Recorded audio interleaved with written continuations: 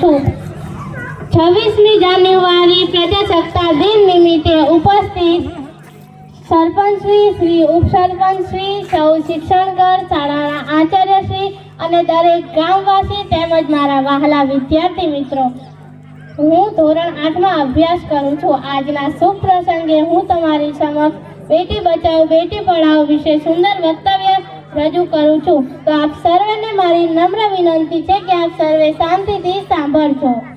સ્નેહની સુરત છું, મમતાની મૂરત છું, પ્રેમના અમાપ સાગર જેવી લાડકવાઈ દીકરી તણી જાત છું.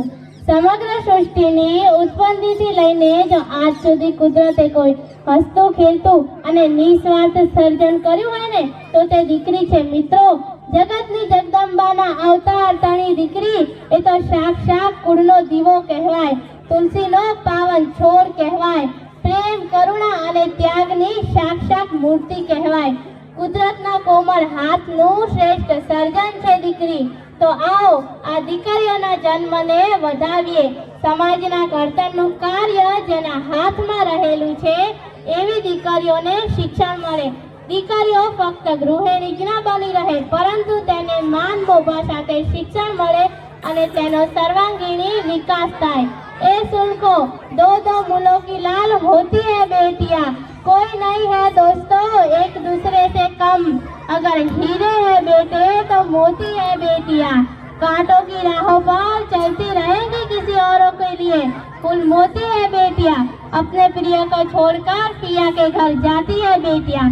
આજે ભારત જેવા વિશાળ દેશમાં પણ ભ્રૂણ હત્યા અને નવજાત દીકરીઓને તરછોડી દેવાના બનાવો રોજબરોજ ચાલી રહ્યા છે.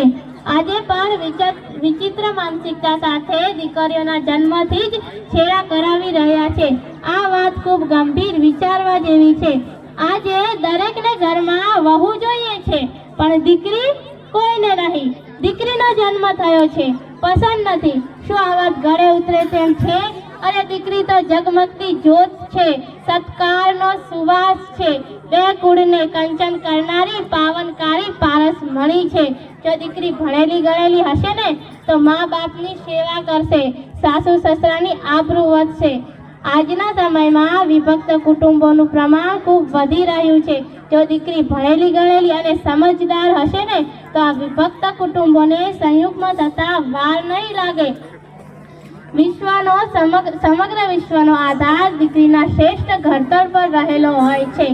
દીકરીના સમગ્ર ભારતની દીકરીઓને શિક્ષિત કરવા અને ભ્રૂણ હત્યા દૂર કરવા હેતુ આપણા માનનીય શ્રી વડાપ્રધાન નરેન્દ્ર મોદીએ 22 જાન્યુઆરી 2015ના રોજ હરિયાણાના પાણીપત શહેરમાં બેટી બચાવો બેટી પઢાઓ યોજનાની શરૂઆત કરી હતી અને આજે લગભગ 100 જિલ્લાઓમાં આ યોજના લાગુ કરવામાં આવી છે. અને આજની સરકાર પણ આ દિશા પર ખૂબ કાયદા લાવી રહી છે. આજે તમે જોઈ જ શકો છો, ધ્વજવંદનનું કાર્યક્રમ પણ એક દીકરીના જ હાથે કરવામાં આવ્યું છે. દીકરી એ તો માતાનો સ્વાર્થ, પિતાનો વિશ્વાસ અને ભાઈનો અટકણ કવલ લેતો પ્રેમ છે.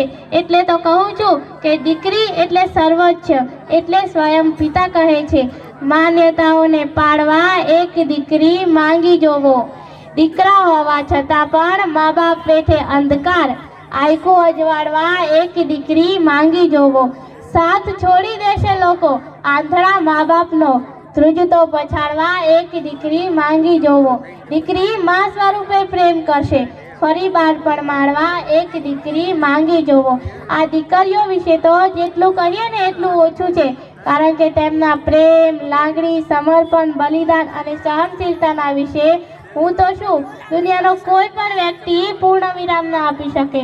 એક તમન્ના છે મારી ચાંદ બની ચમકવાની, એક આરજુ છે મારી ગગનમાં વિહરવાની, એક સ્વપ્ન છે મારું સૂરજની કિરણ બનવાનું, એક ઉમંગ છે મારો આદર્શ દીકરી બનવાનો. અસ્તુ. જય હિન્દ, જય ભારત.